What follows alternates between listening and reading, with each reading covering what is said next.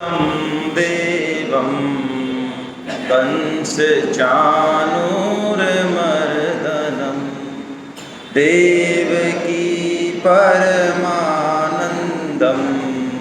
कृष्णं वंदे जगद्गुरु। आप सभी वैष्णव जनों के चरणों में दंडवत प्रणाम। हरे कृष्णा।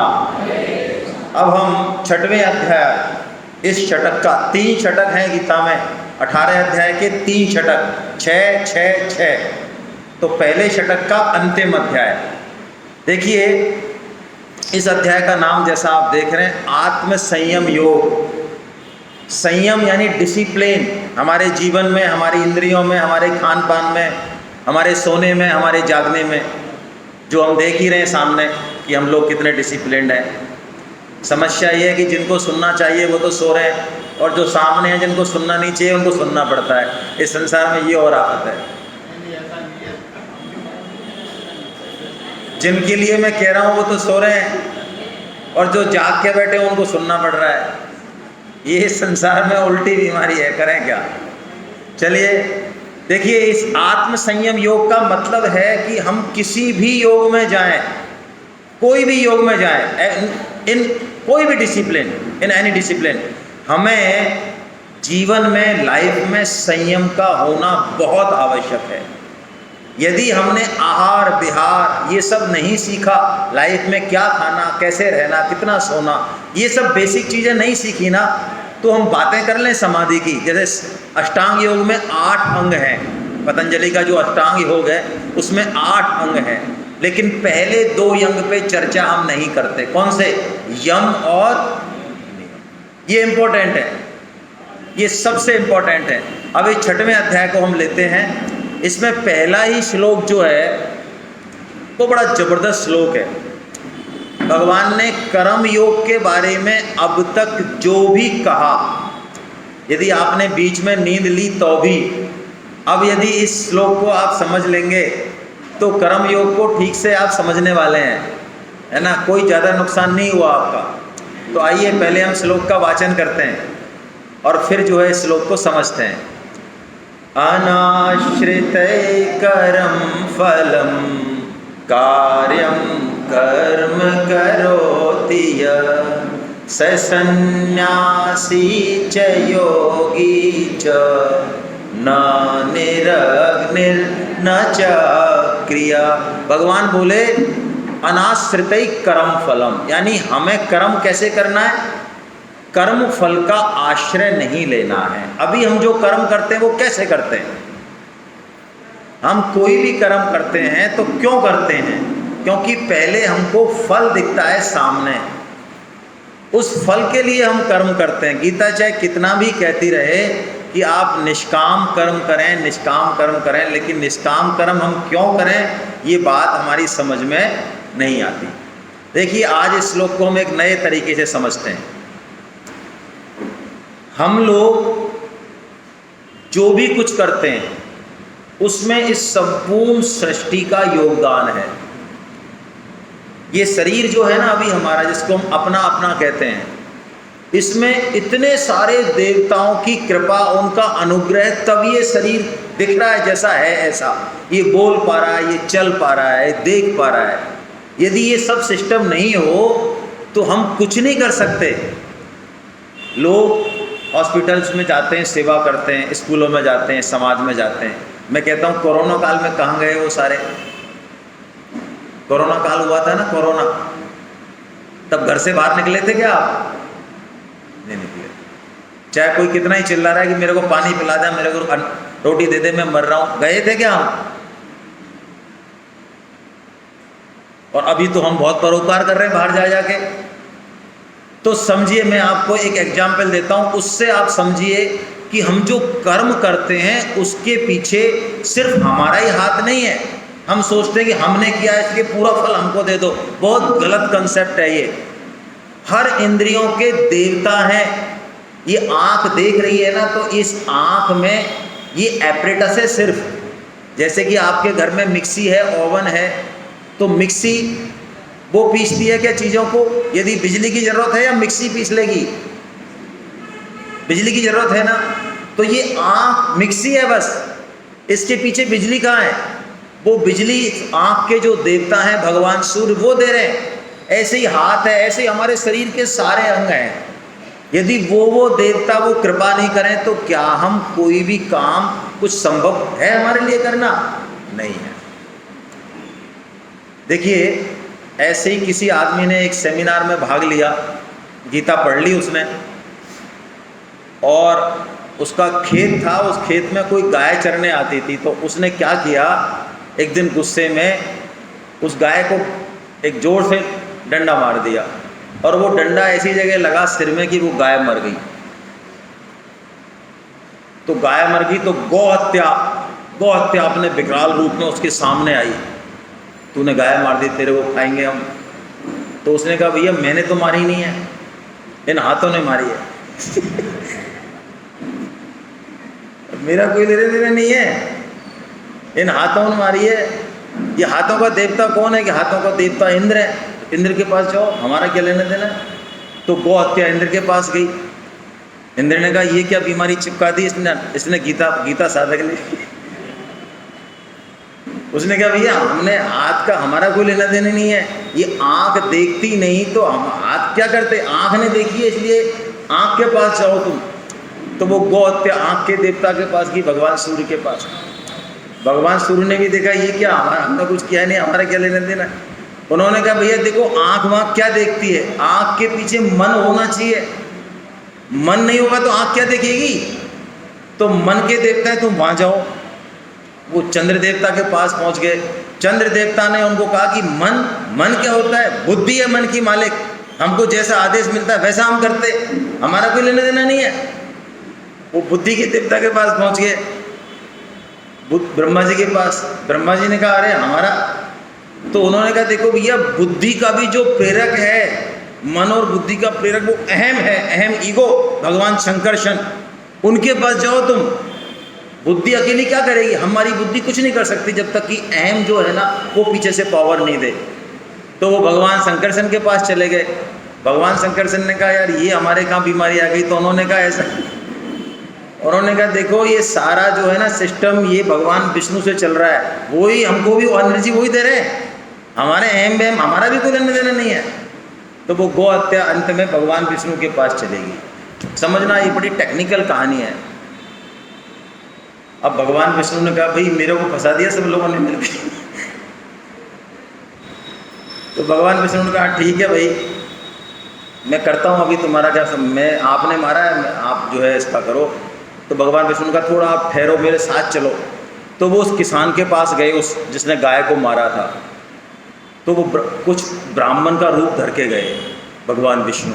वो किसान, उसने एक बड़ा सुंदर बगीचा लगाया हुआ था फूलों का, वो उस फूलों के बगीचे में काम कर रहा था। तो भगवान विष्णु ने कहा, अरे कितना सुंदर बगीचा तुमने लगाया, कितने बढ़िया इंसान हो तुम, किसने लगाया इतना सुंदर, ऐसे सुंदर सुंदर फूल किसने लगाया? उसने कहा, हमने लगाया। तो उसने कहा, ये पकड़ ले, ये तेरा चोर है। ऐसे हम लोग करते हैं। वास्तव में हम करता नहीं है, फिर भी हम करता। तो जो करता बनेगा वही वास्तव में भरता बनेगा। जो करता बनेगा उसकी पिटाई होनी है। पिटाई से मतलब जो भी उसको अच्छा मिलना है, बुरा मिलना है। अच्छा भी बंधन है, बुरा भी बंधन है।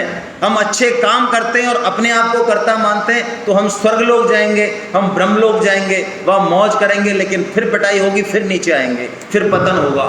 तो अच्छे और बुरे काम में मुक्ति नहीं है, मुक्ति कहीं और है, जो भगवान बता रहे हैं कि हमको काम तो करने हैं, लेकिन कैसे करने हैं? फल की इच्छा रख के नहीं करने हैं।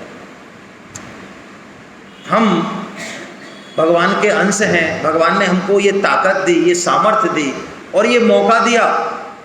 ये पक्की बात मानिए, यदि आप कोई अच्छा काम कर पा रहे हैं ना, कोई भी अच्छा काम, आपके पास बुद्धि है, विद्या है, धन है, शरीर है, जो भी आप समाज को दे रहे हैं अच्छे से अच्छा मानो, दे पा रहे हैं, तो आप पक्की बात मानिए ये भगवान की विशेष कृपा है, तभी आप कर पा रहे हैं।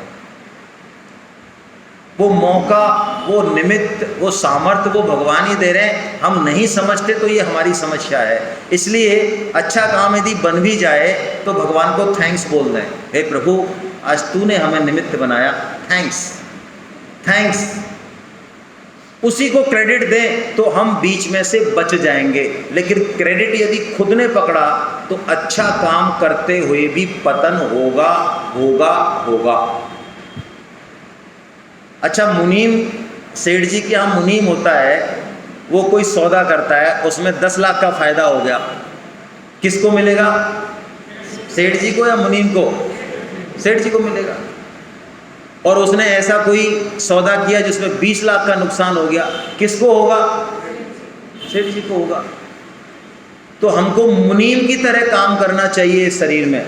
हम इस घर के, परिवार के, पति पत्नी बच्चों के सब ट्रस्टी हैं हम, ये हमारे नहीं है इंडिपेंडेंट, ये सब भगवान के हैं, हम इनकी सेवा के लिए बने। ये भाव यदि रहेगा हमारा तो हमारा हर छोटे से छोटा कर्म, झाड़ू लगाना, खाना बनाना, कपड़े धोना, सब कुछ भगवान का भजन बन जाएगा।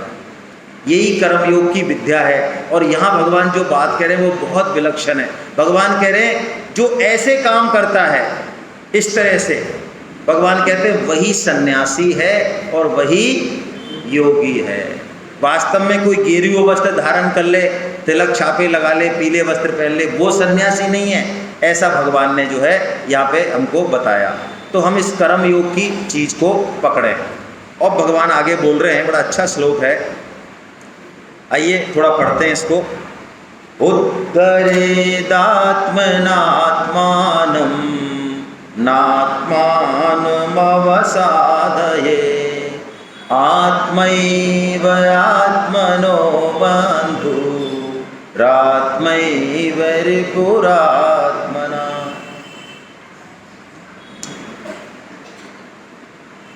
भगवान कह रहे हैं अपने द्वारा अपना उद्धार कर, अपना पतन मत कर।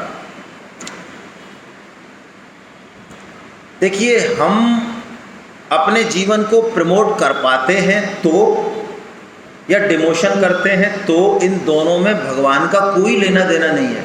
बहुत स्पष्ट सुने आप, भगवान का कोई लेना देना नहीं है इसमें। ये टोटली किस पे डिपेंड करता है? हम पे करता है। भगवान की कृपा तो हमेशा है, हम सब पे है। हम चाहे खाना खा के सो रहे नीचे, कोई गीता नहीं सुन रहे तो भी कृपा है। हम जगन्नाथ जी के दर्शन करने भी नहीं जा रहे एक बार दिन में उठ के, हमारे पास समय नहीं है, तब भी कृपा है। भगवान जी को गाली दे रहे तब भी कृपा है, क्योंकि भगवान के पास कृपा के अलावा कुछ है ही नहीं। तो बताइए, जिसके पास कुछ है ही नहीं कृपा के अलावा, वो पेड़ के पास आप पत्थर दो, 2-3 बार पत्थर दो तो वो हो सकता है आपके चांटा दे दे। क्या 3 बार मार दिया तूने पत्थर, ऐसा कहता है? आप 3 बार मार दो, आप 5 बार पत्थर मार दो, उसको क्या देना है? उसको फल देना है।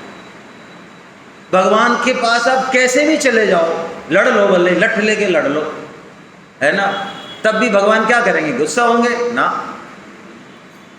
वो कृपा स्वरूप ही है। तो उन्होंने हमें अपना कल्याण करने की पूरी सामग्री, पूरा मौका दे रखा है। अब हम अपना कल्याण करें कि ना करें, ये किस पे डिपेंड है? हम पे है। देखिए, उनकी कृपा हमेशा है, समझें। हम में से किसी को याद है कि हमें मनुष्य जन्म कैसे मिला? किसी को याद है? 84 लाख योनियों में सर्वश्रेष्ठ है ना ये। और अभी अभी मिश्रा साहब ने बताया मनुष्य जन्म तो छोड़ो, अरे हमें भारतवर्ष में मिल गया, कलयुग में मिल गया। भारतवर्ष में भी हम यहाँ बैठे हैं जगन्नाथपुरी में, ये धाम है नीलाचल। यहाँ हम भगवान का थोड़ा सा भी आश्रय ले रहे हैं तो हमारी मुक्ति तो ऐसे हो जाए चुटकियों में। तो आप ये बताओ, क्या आपने कोई फॉर्म वॉर्म भरा था क्या, फिल इन द ब्लैंक्स वाला? उसमें टिक किया था गधा, घोड़ा, सुअर, मनुष्य, हाँ यस, ऐसा टिक किया था कहीं? एनी टिक नहीं किया ना? है मनुष्य हम? हाँ है। अच्छा, आप में से ऐसे कितने लोग हैं जिनको रोटी नहीं पचती है कि अरे यार ऐसा है 50 साल हो गए गीता नहीं पढ़ी है भाई साहब, नींद नहीं आ रही है रात को यार, और रोटी खाते तो हैं लेकिन मज़ा नहीं आ रहा है, रोटी प्यास कुछ लग नहीं रहा है, गीता पढ़नी है, गीता पढ़नी है। ऐसे कितने महानुभाव हैं, जरा बताओ, जो मरे जा रहे हैं गीता पढ़ने के लिए। है कोई एक सिंगल आदमी है, सिंगल, फिर भी गीता मिली हमको। और मिली नहीं, धक्का देके मिली। हो सकता है किसी ने आपको धक्का दिया हो, आप तो नहीं चाहते थे, लेकिन किसी ने कोई आपका ऐसा स्नेही जन था कि उसने आपको पुश कर दिया कि जाओ जरा देखो। क्या आपको लगता है भगवान की कृपा नहीं है? तो यदि इतनी कृपा भगवान ने कर दी तो क्या अब आगे और कृपा नहीं करेंगे? क्या उनकी कृपा में कमी आ गई है या वो बंद हो गई है? नहीं। इसलिए भगवान कह रहे हैं इस चीज़ को समझें, हम वो काम नहीं करें, समझें इस मनुष्य जन्म का मूल्य। या 3 दिन आए तो थोड़ा सा तप कर लें। देखिए हम लोग क्या करते हैं, उधार के तप में बहुत विश्वास करते हैं। उधार का तप है, आँख कान मूंद लेंगे, ऐसे समाधि लगा ली कहीं भी। ये तब किसी काम के नहीं है। एक टांग पर खड़े हो गए, खड़ेश्वर बाबा, कोई औंधा खड़ा है, औंधेश्वर बाबा, ऐसे ये ऊट पटांग के काम हम करने में मास्टर हैं। और जो करता है उसको भी हम बड़े श्रद्धा भाव से देखते हैं। गीता इन चीज़ों पे ज़्यादा वैल्यू नहीं देती है, कुछ नहीं है ये फालतू की बातें हैं। तब है क्या? अभी अभी बताया अनीता जी ने 5.29 में, 5.29 में। तब है क्या? जीवन में हम चाहें चाहे ना चाहें, डिसफेवर अनफेवरेबल कंडीशंस आती ही हैं, दुख आते ही हैं, आते हैं ना। बस उसमें भी हम भगवान को धन्यवाद देने की हिम्मत कर सकते हैं क्या? हमारे जीवन में अनफेवरेबल कंडीशन आई, डिस्कम्फोर्ट आया, वहाँ पे हम भगवान को अंदर से थैंक्स बोल सकते हैं क्या कि हे प्रभु तेरा बड़ा धन्यवाद। इसमें भी कोई न कोई चीज छिपी है, क्योंकि तेरी करुणा तो कभी उल्टी हो नहीं सकती। हमें लग रही है उल्टी, लेकिन हो सकता है इस प्रतिकूल कंडीशन से भी हम बहुत आगे जाने वाले हों। हमें नहीं दिख रही, भगवान को दिख रही है। तो क्या उसमें थैंक्स बोल सकते हैं? यदि उसमें आपने थैंक्स बोल दिया, आप मान लें ये जिंदगी का सबसे बड़ा तप है। ये जंगल में जाके ढूंढ के तप नहीं करना है। जैसे कई लोग सेवा करने के शौकीन होते हैं, बुरा मत मानना, आजकल ये फैशन है। सेवा करनी है तो है ना, तो कहीं से भी कोई चीज़ निकालेंगे समाज में और लग जाएंगे। क्यों? बदले में नाम बड़ाई मिलती है उसमें। कहते हो अरे वाह यार कितना बढ़िया काम करते हो आप, कितने सेवा भावी हो, माला पहनते हैं लोग। और नाम बड़ाई ना मिले तो मरे नहीं जाए वो। ये ढूंढ के सेवा और तप करना ये गीता की दृष्टि में ठीक नहीं है। मैं एक उदाहरण देता हूँ जबरदस्ती सेवा और तप करने का। एक बच्चा जो है वो स्कूल जाता है और उसका नियम था कि दिन में रोज कोई न कोई एक अच्छा काम जरूर करता है वो, ठीक है। एक दिन वो लेट पहुंचा तो मास्टर जी ने पूछा अरे तू लेट कैसे आया? उसने कहा महाराज आपको पता नहीं है मैं एक अच्छा काम डेली करता हूँ। अरे कि वो तो तू डेली करता ही है, रोजाना लेट क्यों आया? अरे लेट क्या आया, आज मेरे को सुबह से कोई अच्छा काम मिला नहीं। फिर क्या हुआ, जब मैं आ रहा था तो रास्ते पे एक गुड़िया मिली। मैंने इससे पूछा अम्मा तेरे को रोड क्रॉस करना है? उसने कहा नहीं।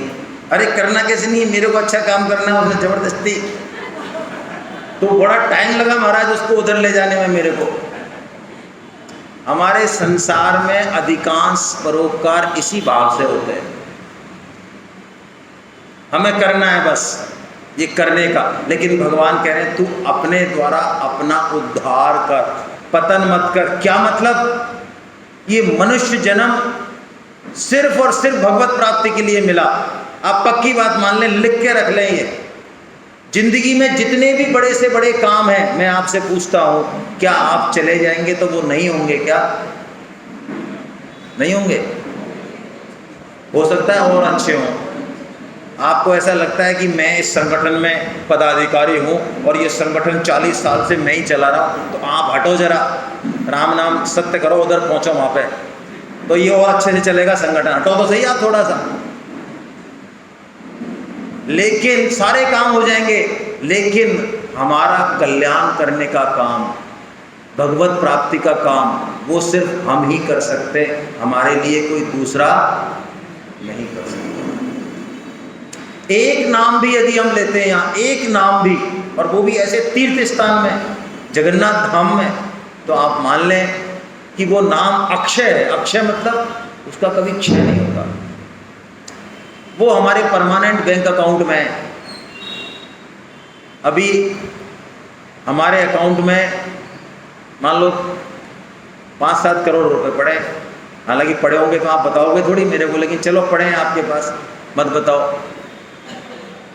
और ऐसा हो कि ये मनुष्य जन्म हमारा खत्म हो जाए, माफ़ करना भाई, और कुत्ते का मिल जाए और आपको मेमोरी रह जाए पुरानी, तो आप अपना आधार कार्ड ले लो पुराना वाला, और आधार कार्ड लेके मैनेजर के पास जाओ, देखो भाई साहब ये अकाउंट हमारे जब 5 करोड़ रुपए ये लिंक है हमारा आधार कार्ड से, दे देगा वो आपको?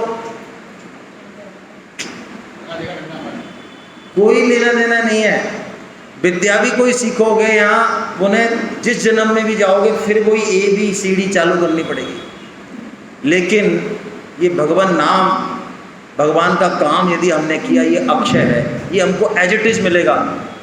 जैसे हम कहीं लंबी यात्रा पर जाते हैं, आज शाम को कहीं सो गए, कल सुबह हमारी यात्रा वहीं से शुरू होगी, यहाँ से नहीं होगी।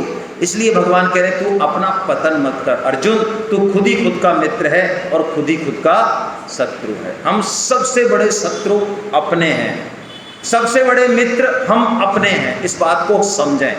हम प्राय समझते हैं कि दूसरे हमारे मित्र शत्रु हैं, ना, संभव नहीं है, ये हो नहीं सकता। ये प्रॉब्लम इधर है। इस प्रॉब्लम को ठीक करेंगे तो बात बदल जाएगी, बिल्कुल, फिर दृष्टि बदल जाएगी आपकी। संसार में अभी जो आपको दिख रहे हैं कि बुरे लोग ज़्यादा हैं, वो वस्तुतः हमारा ही रिफ्लेक्शन है। एक बार द्रोणाचार्य जी ने युधिष्ठिर को भेजा एक गांव में पास में ही कि 5 बुरे आदमी ले आओ इस गांव से पकड़ के। तो युधिष्ठिर पूरे गांव में घूमते और खाली हाथ आ जाते हैं। वो कहते हैं एक भी आदमी बुरा नहीं है, इसका मतलब सारे अच्छे हैं ना। तो अब जो दुर्योधन को भेजते हैं, वो दुर्योधन को भेजते हैं और उससे कहते हैं दुर्योधन से कि तुम इसमें से 5 अच्छे आदमी, दुर्योधन भी पूरे गांव में घूमाता है, महाराज एक भी ढंग का आदमी नहीं है, सब आड़े तिरछे आदमी।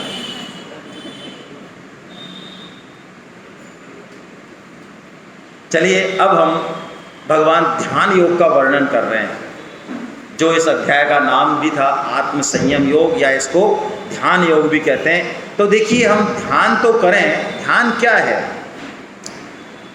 प्राय हम बहिर्मुखी होते हैं, मतलब हमारी यात्रा बाहर की तरफ चलती है। ये संसार ऐसा, ये लोग ऐसे, ये सुविधा ऐसी, अंदर की यात्रा प्राय हम नहीं कर पाते हैं। जैसा कि अभी मिश्रा साहब कहते थे, हमें पता ही नहीं है कि हम हैं कौन। वो कौन सी पिक्चर है, हम आपके हैं कौन, है ऐसी वैसी है क्या? हम आपके हैं कौन, हमें यही तो प्रॉब्लम है हमारी। अर्जुन को पूरी गीता सुनने के बाद यही पता चलता है कि मैं वास्तव में कौन हूँ। देखो हम अपनी आइडेंटिटी भूल जाए ना, इससे बड़ा खतरा कोई दूसरा नहीं है। एक पिक्चर थी, कौन सी मुझे याद नहीं आ रहा है, वो आमिर खान की कौन सी थी, गजनी। तो वो गजनी में वो क्या, उसके साथ प्रॉब्लम क्या है? वो पहले तो वो देखता है कि मैं हूँ कौन, फिर वो सामने वाले से रिलेट करता है। क्योंकि जब तक हमें खुद के बारे में पता नहीं चलेगा, तब तक इस संसार के बारे में, इस ईश्वर के बारे में हमारी अंडरस्टैंडिंग संभव ही नहीं है। अभी मान लो कोई असम भवन आना चाहता है और सरोज मिश्रा साहब को फ़ोन करता है, कर ही रहे हैं, 1000-2000 फ़ोन पहुँच ही रहे हैं। तो मान लो कोई कह रहा है असम भवन कहाँ है, 2 घंटे से घूम रहा हूं मैं।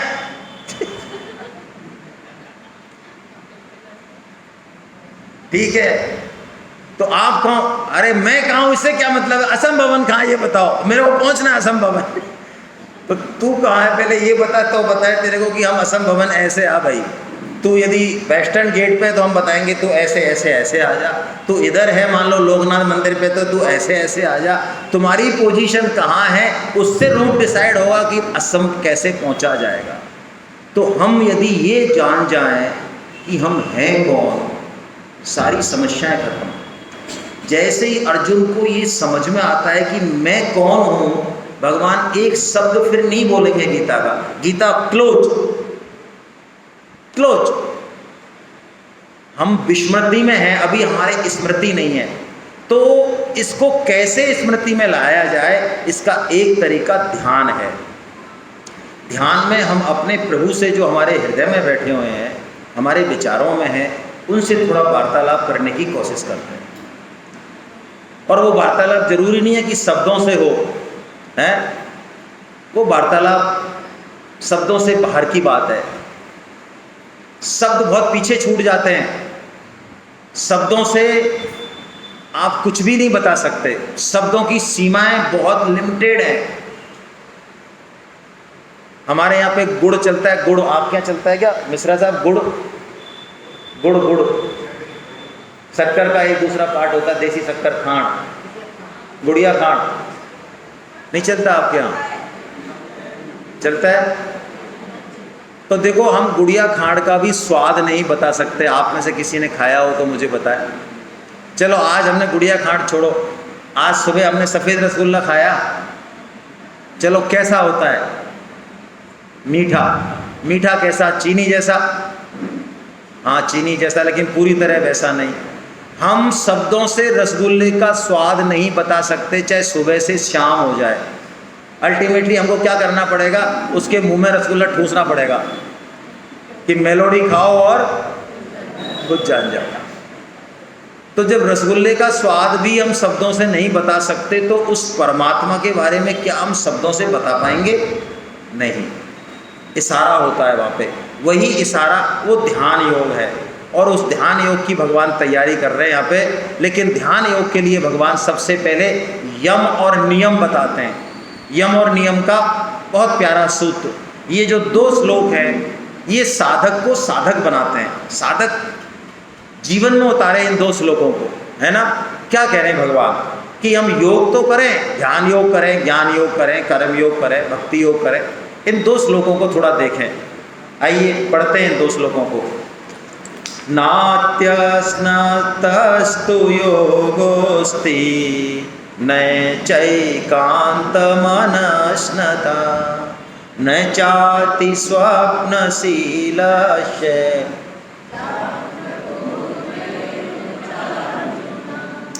युक्ताहार विहारस्य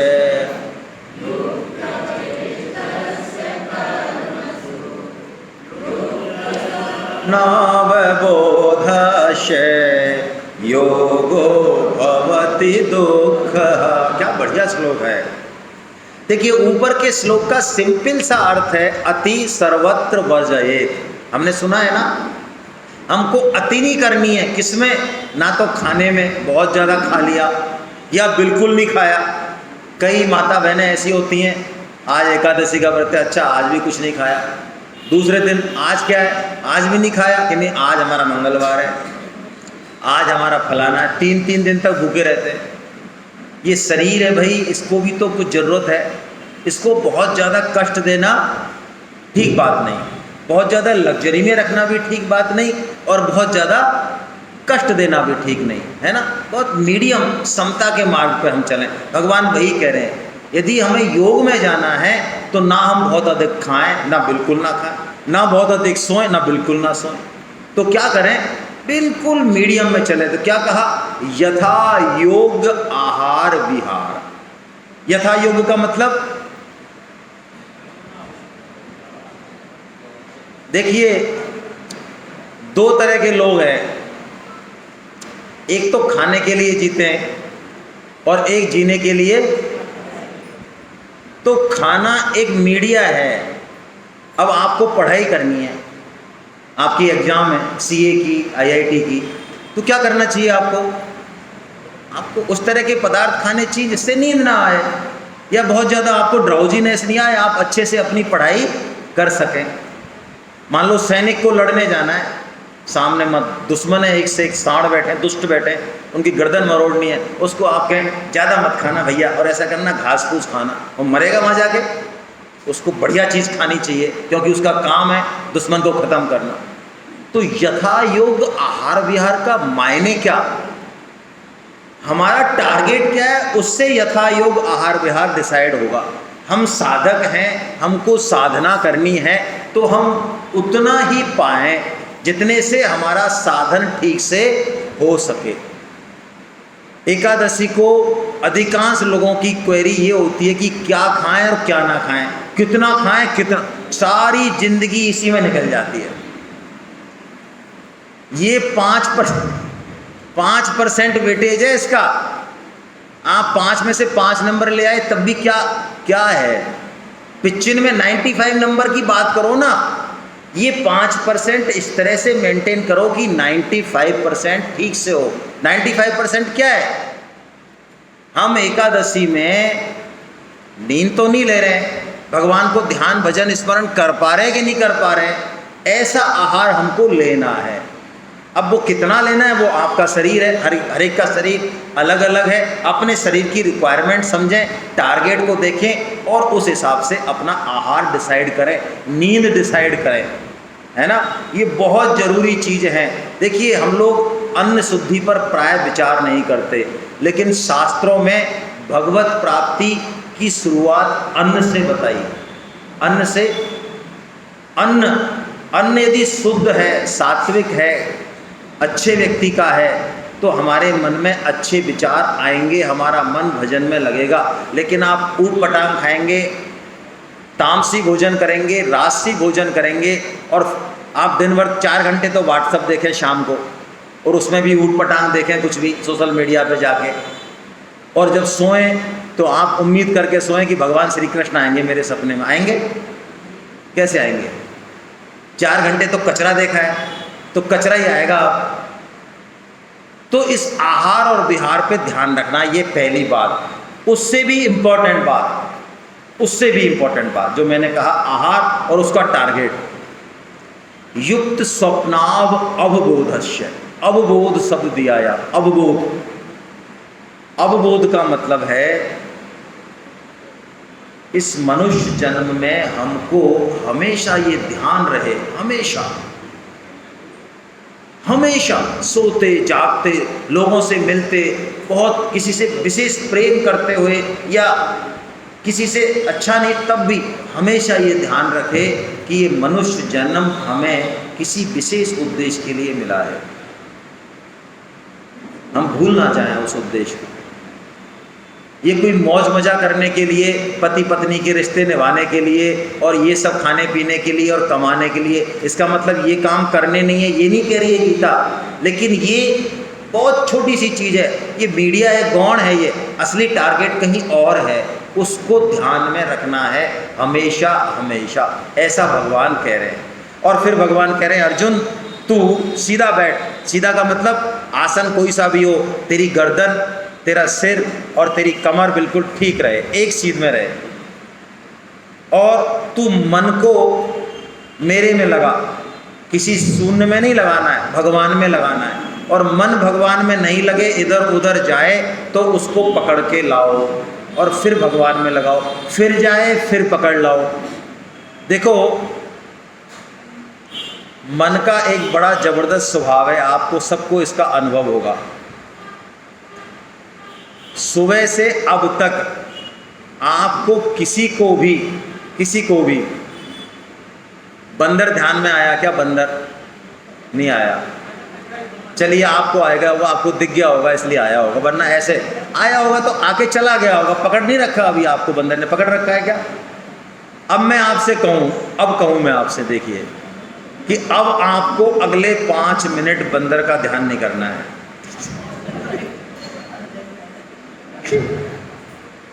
अच्छा चलो बंदर तो ध्यान कर लेना, फिर भी आपका मन मानेगा नहीं, लेकिन ऐसे बंदर का ध्यान मत करना जो केला खा रहा हो।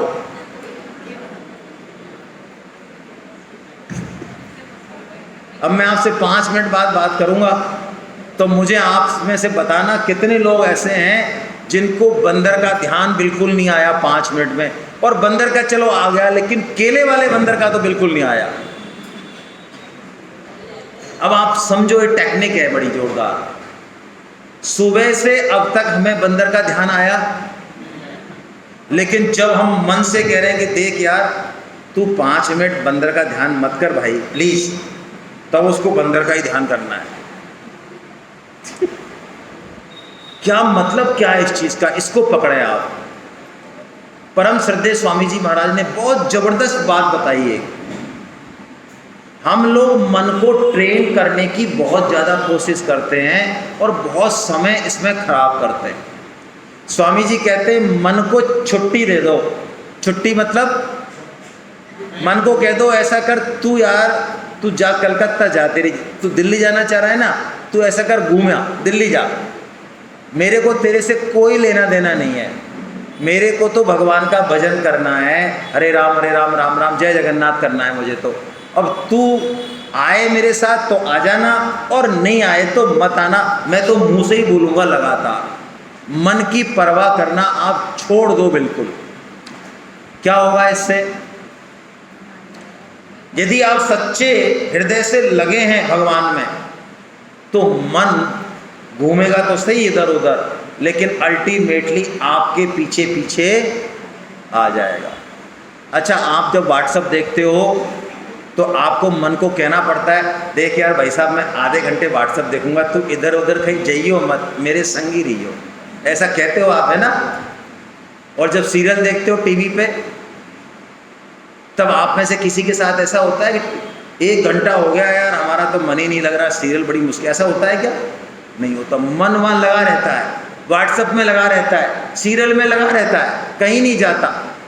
इसलिए भगवान के भजन में मन यदि इधर उधर जाए तो उसकी ज़्यादा परवाह नहीं करें, उसको छुट्टी दे दें, मन स्वतः लगने लग जाएगा। फिर भी और टेक्निक बताएंगे, क्योंकि अर्जुन एक प्रश्न करते हैं। क्या प्रश्न करते हैं? अर्जुन कहते हैं भगवान आपने जो ये मेरे को ध्यान योग बताया, मन को साधने की टेक्निक बताई, ये बहुत कठिन है। अर्जुन कह रहे हैं बहुत कठिन है, मेरे हिसाब से मन को साधना लगभग नेक्स्ट है ना इक्वल टू इम्पॉसिबल है, ऐसा कह रहे हैं अर्जुन। क्या श्लोक है देखिए, भगवान उत्तर दे रहे हैं अर्जुन के इस प्रश्न का, भगवान उत्तर दे रहे हैं। क्या उत्तर दे रहे हैं? असंशयम सम असंशयम महाबाहो मनो दुर्निग्रहम चलम अभ्यासेन तु कौन्तेय वैराग्येन च गृह्यति। भगवान कह रहे हैं अर्जुन, मन को वश में करना बहुत कठिन है, ये तेरी बात ठीक है, लेकिन 2 टेक्निक हैं जिनसे मन वश में हो जाता है। कौन सी टेक्निक? पहली अभ्यास और दूसरी वैराग्य। अभ्यास क्या? प्रैक्टिस, लगातार प्रैक्टिस। देखिए हम किसी भी काम की यदि प्रैक्टिस करें ना तो वो काम हमें काफ़ी इजी लगने लग जाता है, लगता है ना? बहुत सारे आपको इस तरह के बिजनेसमैन मिलेंगे, चूड़ी बनाने वाले, कोई और चीज़ बनाने वाले, वो अपना काम इतनी तेज़ी से करते हैं कि हमें लगता है ये कैसे कर रहे हैं, लेकिन वो प्रैक्टिस से कर लेते हैं बड़े आराम से, है ना? तो अभ्यास का मतलब क्या?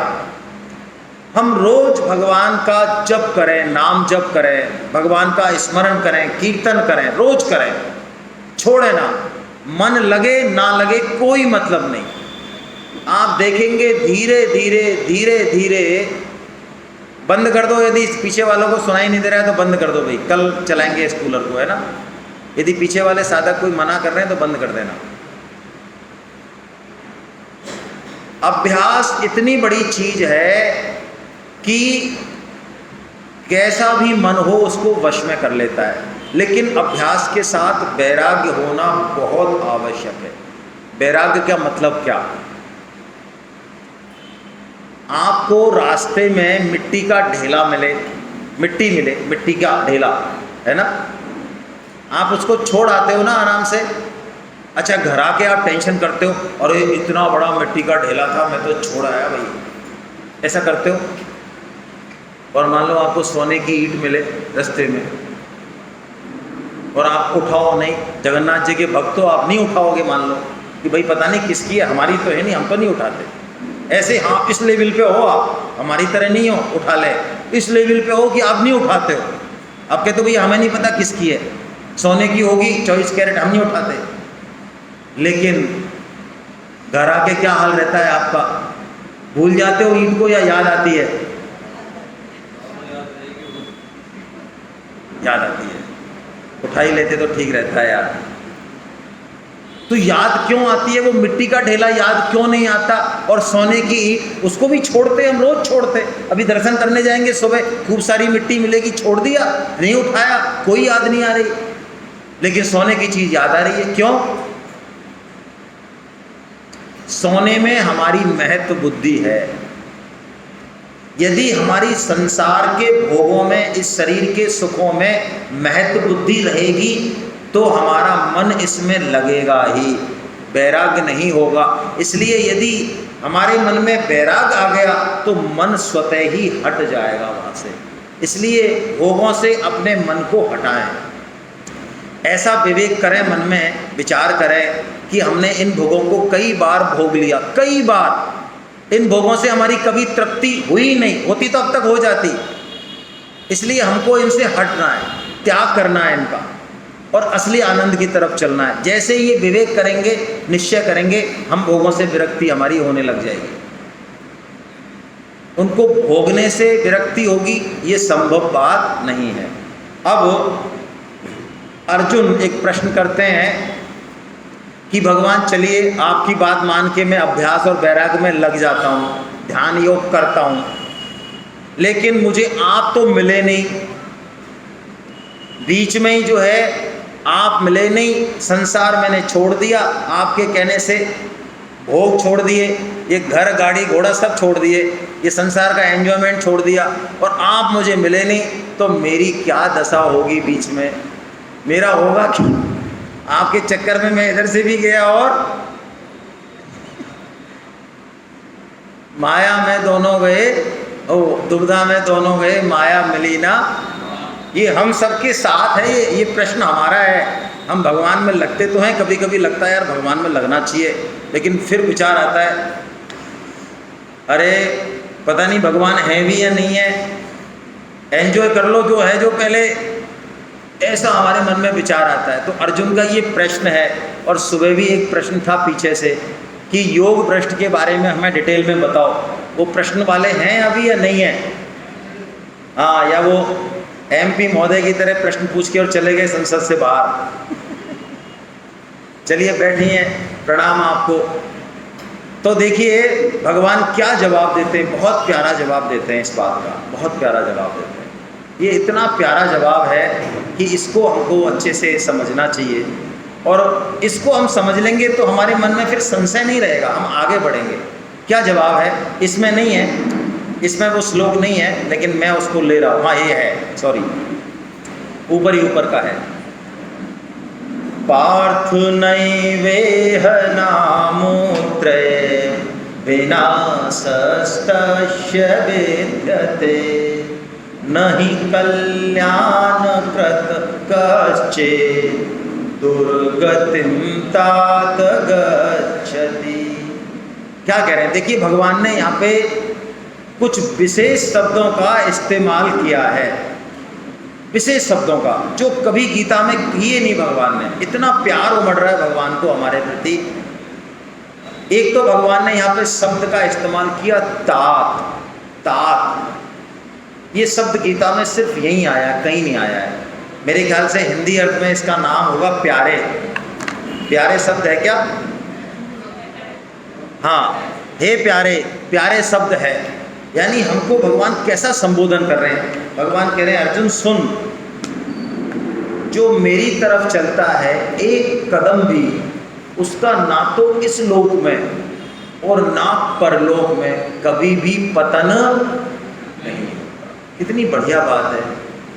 भगवान कह रहे हैं उसका नुकसान मैं होने ही नहीं देता हूँ। जो मेरी तरफ चलता है, चाहे वो पहुंचा नहीं पहुंचा, बीच में लुढ़क गया, कोई फर्क नहीं पड़ता। भगवान कहते हैं उसका विनाश, उसकी दुर्गति नहीं हो सकती, कभी भी नहीं हो सकती है।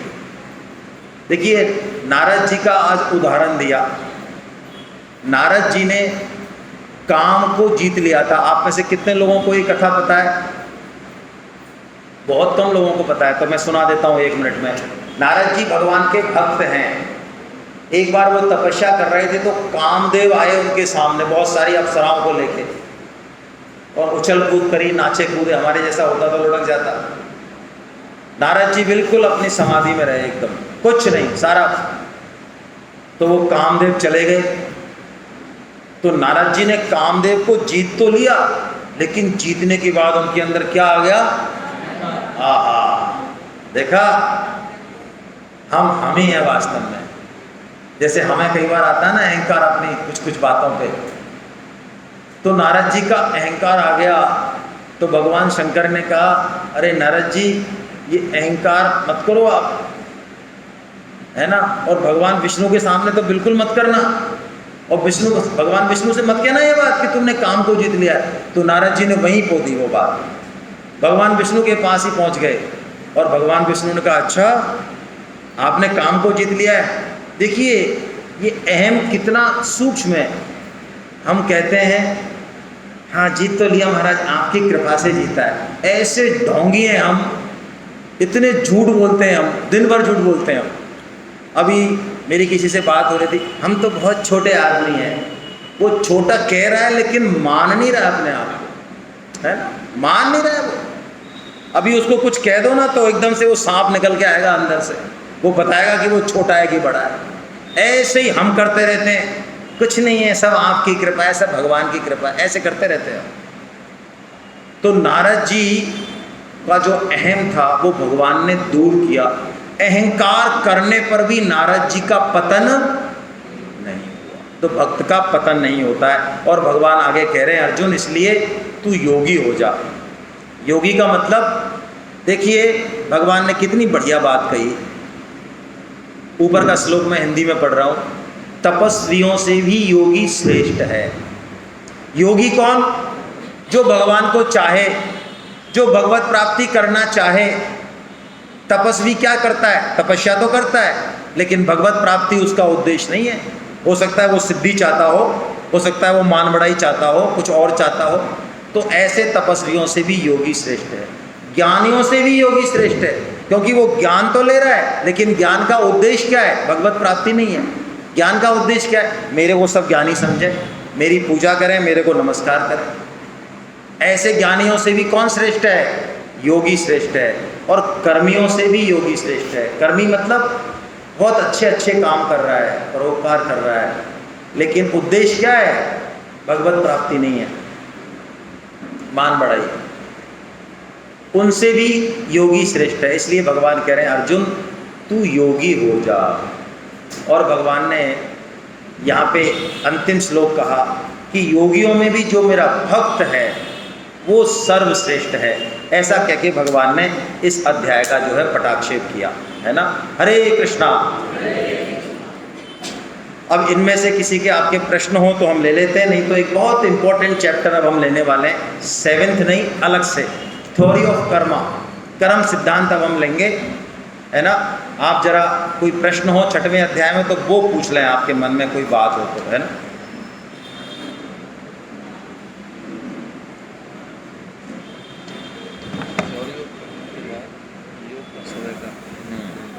कितने बजे टाइम पूछो और जगह पूछो, दोनों चीज़ें पूछो।